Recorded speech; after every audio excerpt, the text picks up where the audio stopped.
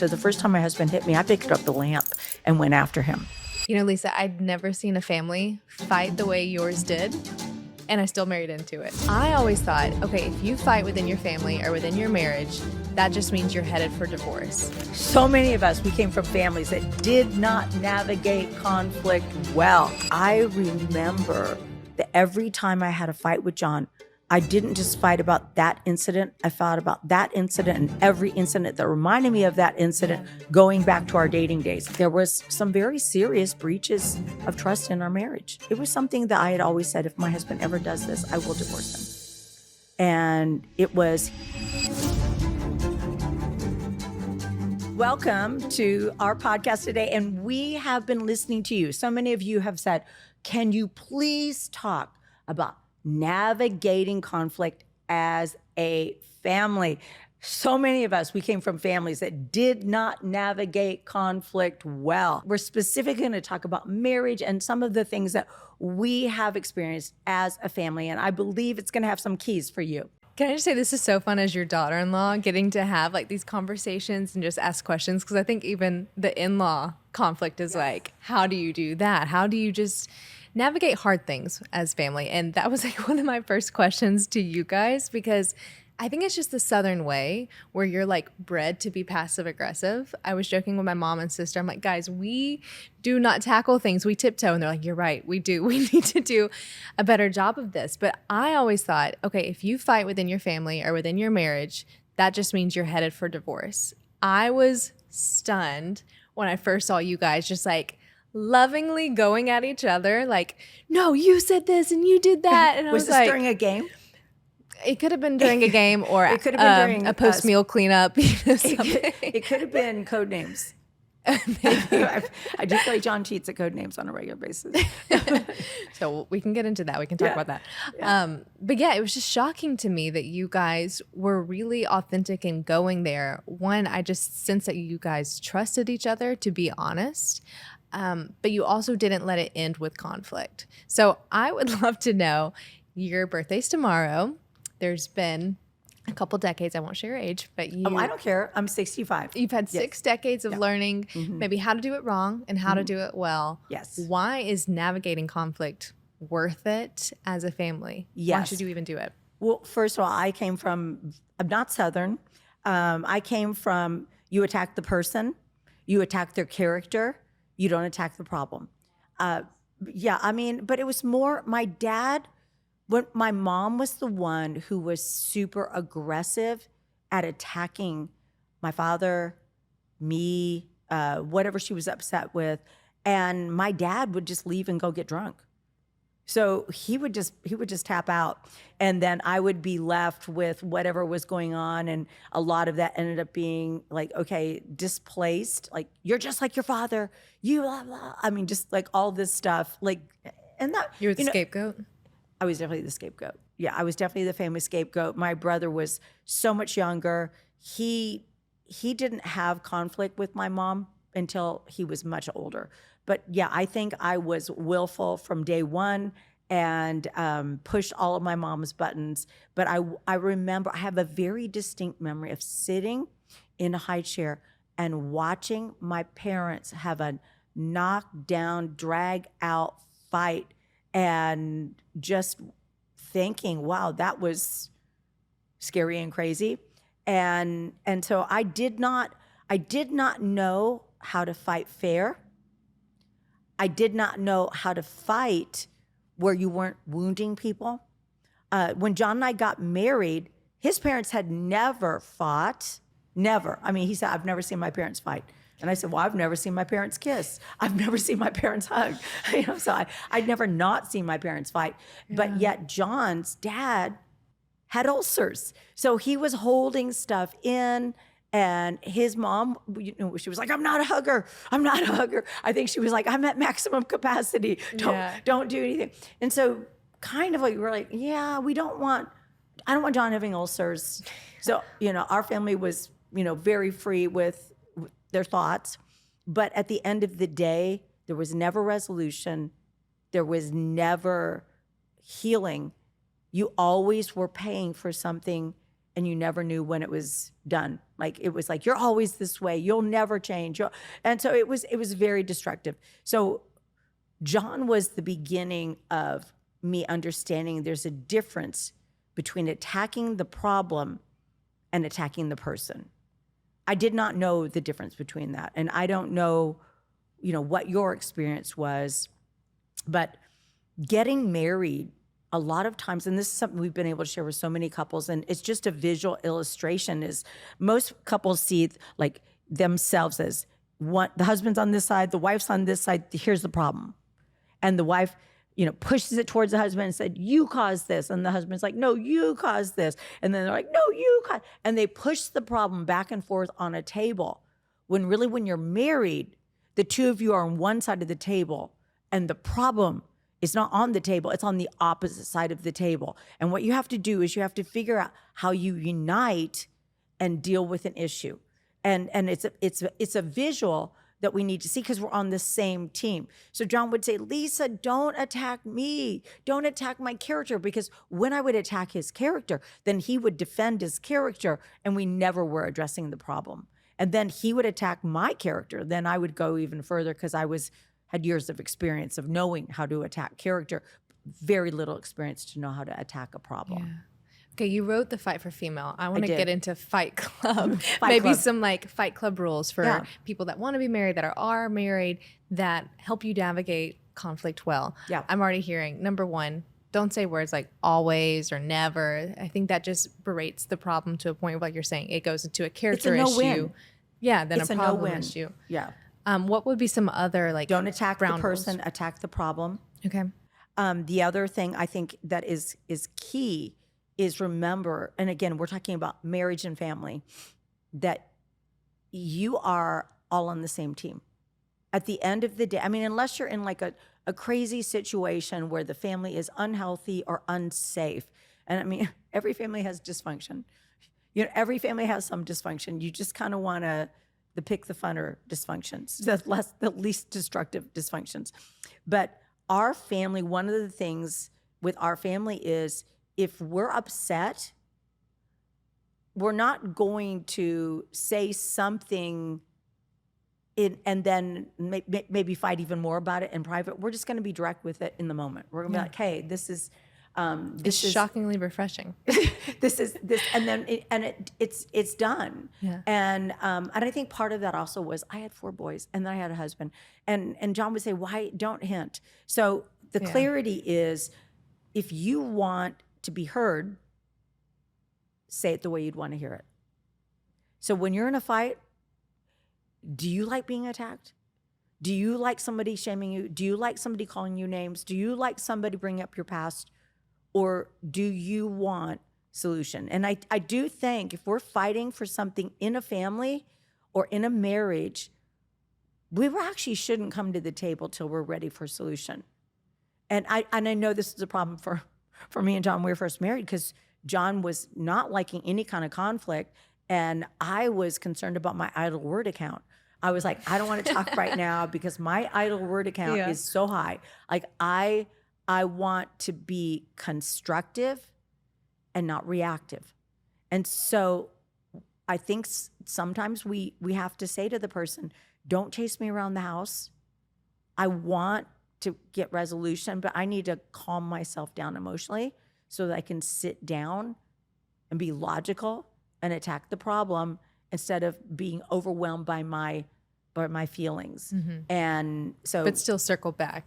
Circle back in a way where I can say to my husband, you know what, John, I'm really upset about this, but I want to work towards a solution. So I can acknowledge that I'm upset about this.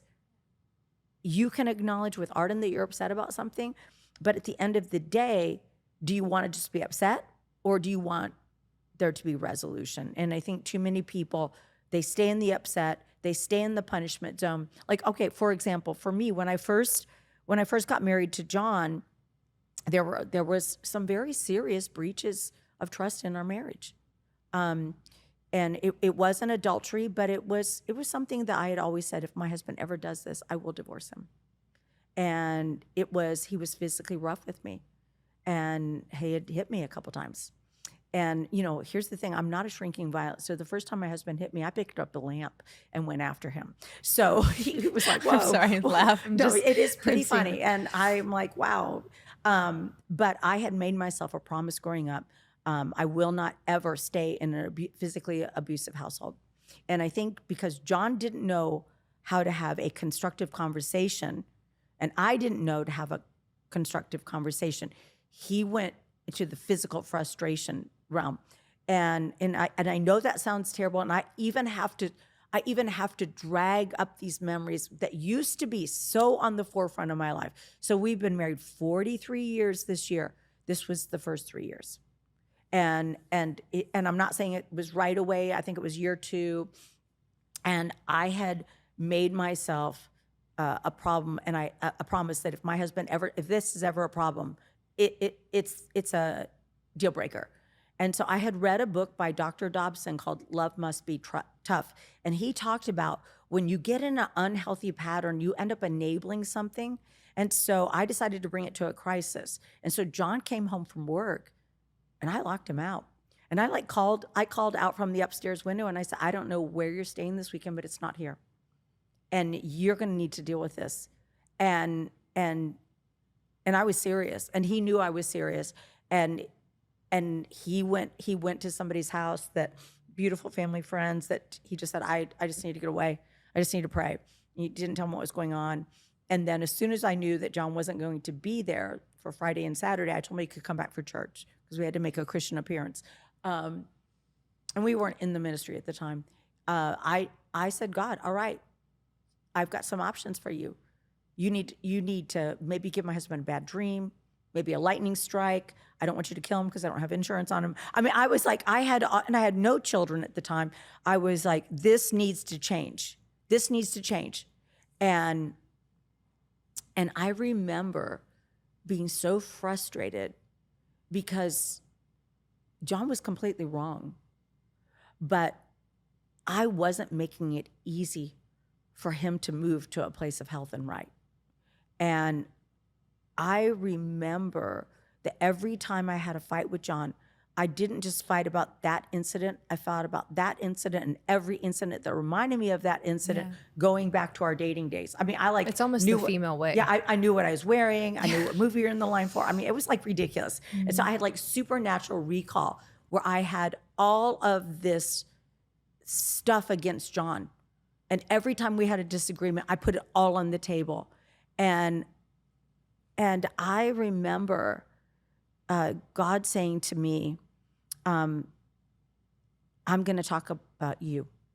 And he was very clear, like, no, this is not healthy. No, this is not to be tolerated. No, you are not to be hurt. No, you do not deserve to be hit. No, none of this is correct. Like, he wasn't like, you smarted off and you should have been hit. None of that. None of that was part of the conversation. But he did show me how I had dug a hole and put John in it that John felt like he couldn't get out of. And John had said he was sorry a bunch of times. But then something would happen, or I would, sometimes Christian, I would just get scared something was going to happen. And then I would escalate it, which is ridiculous, but I did. And again, I'm trying to like pull from my memory banks. But I remember God said, when John comes home, I want you to talk to him and forgive him the way I forgive you. And, every time I've ever come to God and said, I'm so sorry, I come to you in the name of Jesus. Father, forgive me for A, B, and C. He's never said to me, you know what, Lisa, I'll forgive you when you change. He always says, I believe you want to change, and I forgive you. I never sense guilt and condemnation. I sense a belief of better things. And so I was like, okay, but there's all these things I haven't been able to bring up in a fight before. And he was like, you're going to have to let go of all of those things. And when John comes home, and you need to tell him that you believe he wants to change and you forgive him. And I'm like, can I tell him everything I'm forgiving him of? Could I do the list? Like, I forgive you this and this. And then there was that one time that you didn't know about and you did this. And then, and he was like, no. And I remember John came home And it was so hard for me, Christian, because I had a mother that said to me, I'll forgive you when you change.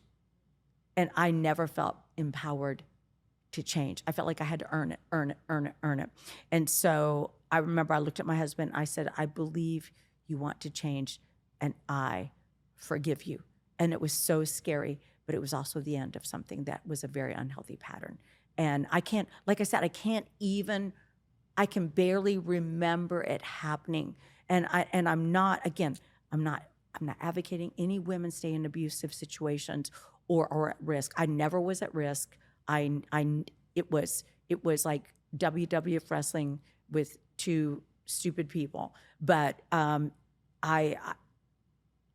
believe that forgiveness has to be the entryway to healthy family conflict. We cannot bring our fears from our parents. We cannot bring anything anybody else has ever done to us to the table. We have to give everybody a chance to believe the best of them. Yeah, which is not easy, and why we're talking about this, because I think some of us all want part of that. Yeah. But it's like, how do we take that? Usually the first hard step. And when you're saying the story, it just comes to mind of, I believe it's in Matthew, but blessed are the peacemakers. Yes, Matthew 5:9. Not the peacekeepers. I always think that's so interesting because if it's just keeping the peace, that's easy. But a peacemaker is what I'm hearing you say of, okay, I'm going to forgive. I'm going to humble myself. I'm going to not focus on the problem, which was there and you acknowledge, but what's the answer and what's my part in that? I think that's so powerful. And I see you guys model that today, thankfully through much better conflict. But you still model that heart posture. So it obviously taught you something. And I'm thinking of maybe the women watching that have come from some type of similar background to you or something different. They're like, well, I'm scared to even bring it up. Isn't it easier just to keep it all buried, maybe take it on inside so I don't have to deal with that? But iron sharpens iron. Some of that friction is needed. And you share this with John's story, but of his parents. But how do you avoid that blow up space? Like, should you aim to have a conflict a month, or like what's a gauge of like we're healthily like walking? A menstrual cycle. Okay, once a year. A month. No, I do. Maybe that is time I do where we think have you conflict. Don't let things build up. Yeah. And hopefully that's not monthly. I mean, hopefully that. Or I guess how would someone know if they're avoiding or they are having like this sharpening type of conflict where it's like, okay, we're growing from this. We are doing how you it. position things is so key. Like I have found if my husband comes to me and says, Lisa, I know you and I know your heart and I know you wouldn't want to come across this way, but this is how I heard this, or this is how Christian heard this, or this is how Addison heard this. Immediately, he is appealed to a higher level in me, my desire to be godly, my desire to be kind, my desire to be wise.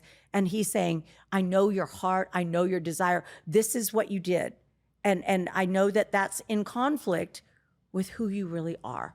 And you know what that does? That calls me higher, where I'm like, oh my gosh, okay, I'm going to call them. Oh, I didn't mean to do that. Okay, I can totally see how that came across.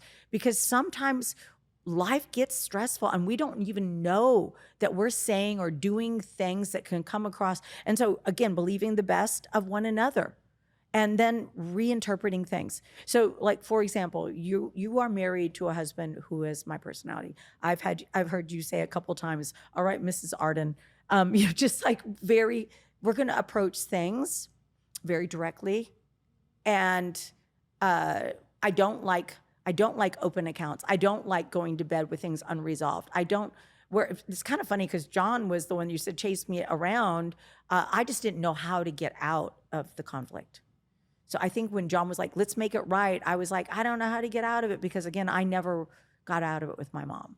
I never got out of it with my family. It was do we actually have the right to go to bed? Can you? And be at peace with one another, even Yeah. if we don't agree? And I think, and John was a big believer of don't let the sun go down on our wrath. I'm like, we started fighting when it was dark. I have till tomorrow night. He would like pull off the covers. He would be like, no, we're not doing this. We have to stay up until we sort through this. And I was like, I'm just tired. And then I would say stupid things like, well, I forgive you by faith.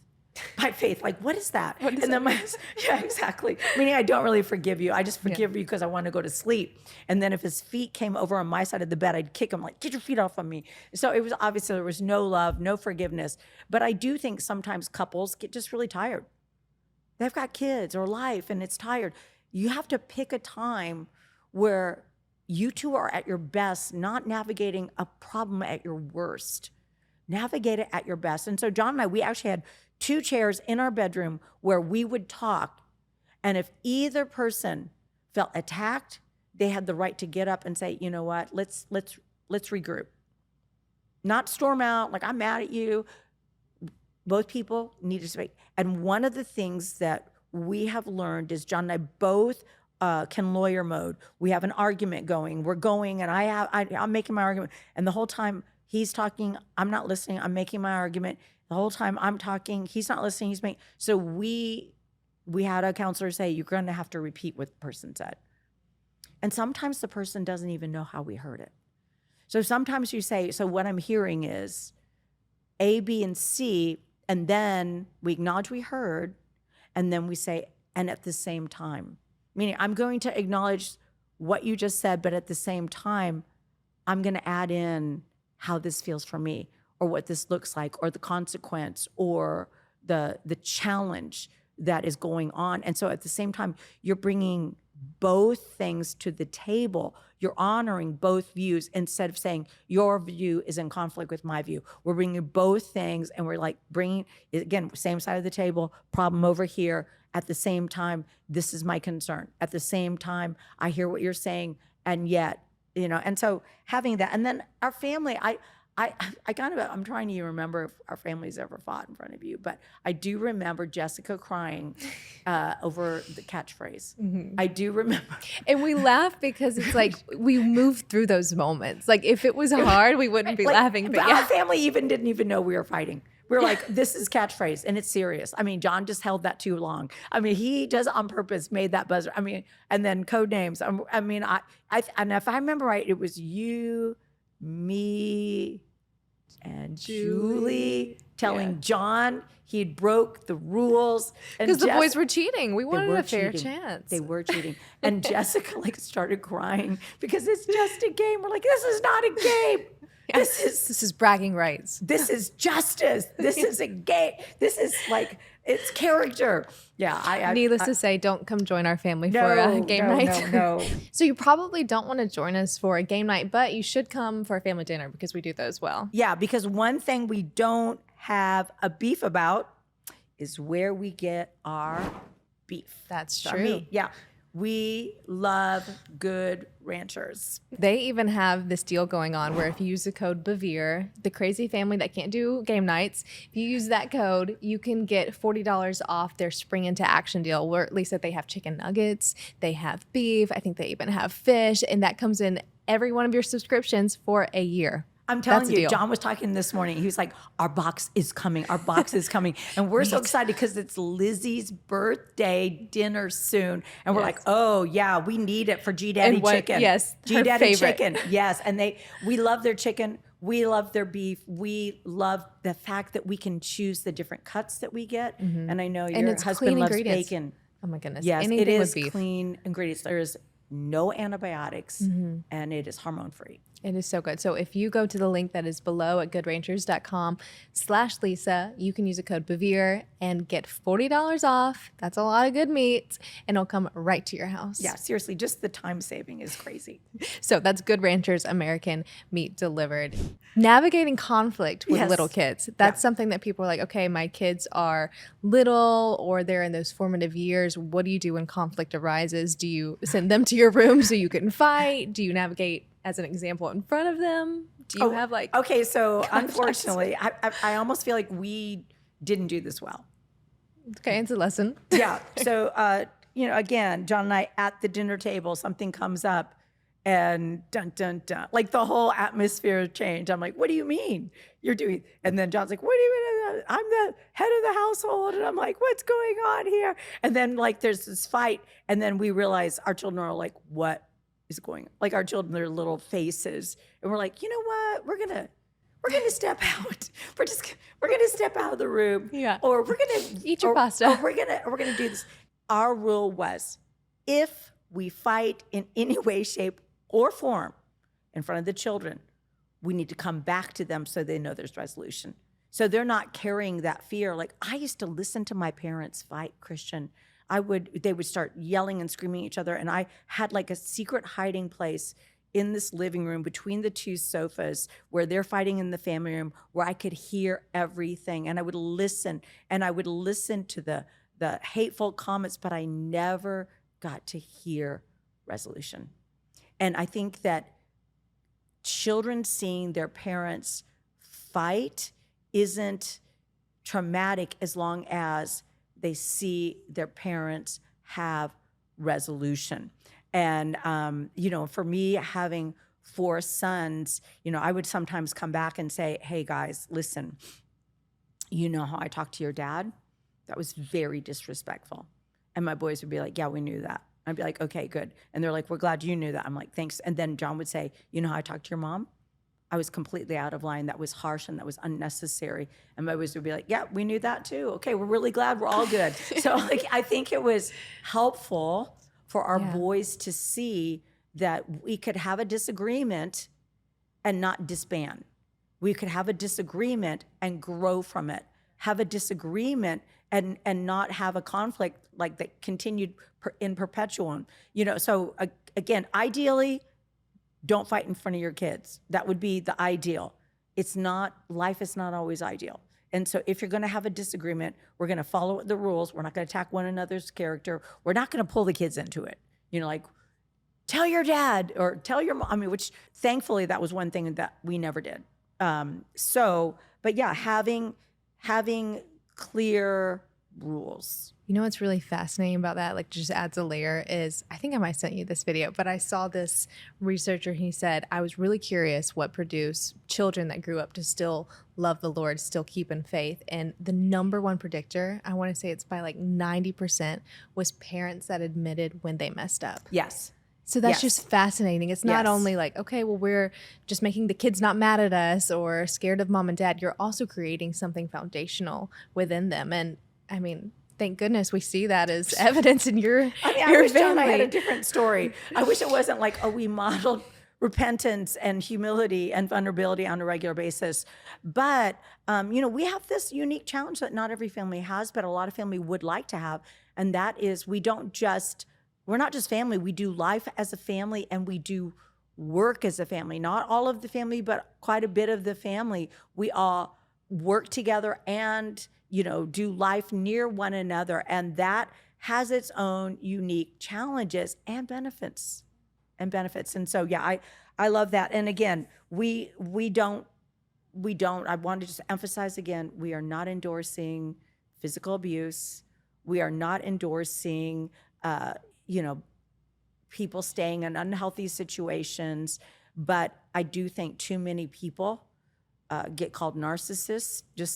It seems to be a catchphrase for everybody when there's actually a really small percentage of the population that's truly narcissistic. I do think too many people give up. I do think too many people feel isolated and alone in conflict, and they don't know how to break a pattern. And I think one of the most powerful things you can do as a wife or as a mother or in a family situation is you humble yourself and say, I've mishandled this. I want a relationship with you. I want to know how I can do this better. And I know one way is to actually just start by saying, I should not have, whatever it is, not attacked your character, or I should have listened to you before I spoke on something. I should have asked questions instead of accused. There's a lot of different things. And there's so many people out there that are facilitating offense and unforgiveness and cutting people off.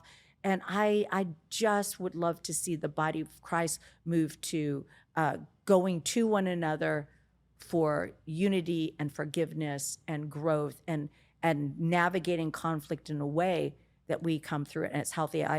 We used to have a pastor that said, you don't really know people until you've gone through something hard with them, because it's really easy to get along when there's nothing.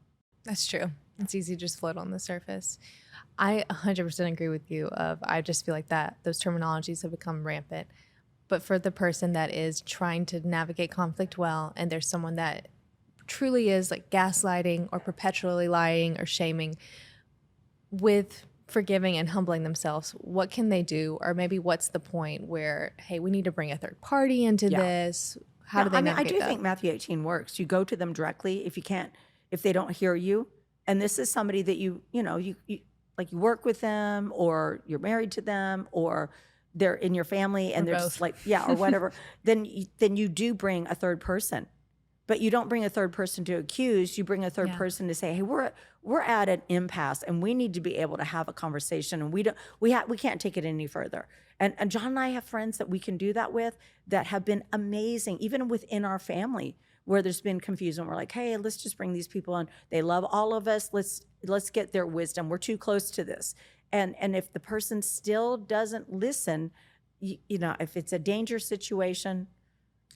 If they don't want help, then there's a different conversation. That's so good. So practical takeaways that we heard are talk to them in a way that you would want to be talked to. Right. Pray for forgiveness. Pray against offense. Try not to argue in front of your kids, but if you do, model with forgiveness and humility. Yeah. Those are some things that I'm taking away from this conversation. And also, I think the idea of don't attack their character, attack the problem. Yeah. That's a huge one for so many people. So I hope this has helped you. I hope this has given you some insight and ideas on how to navigate conflict. Do not push it down. Do not attack. Remember, you are not seeing a person as a problem. You have a problem that you need to address with the person. So again, if you want to build relationship and not just burn bridges, we need to learn how to navigate conflict in a healthy way. Thank you so much for listening to this episode. We hope that it gives you some starting points to navigating better conflict within your family, your friends, or within your world. And if you would, will you give us a like, a comment, or a subscribe so we can keep making these episodes with you in mind? And we will see you next time.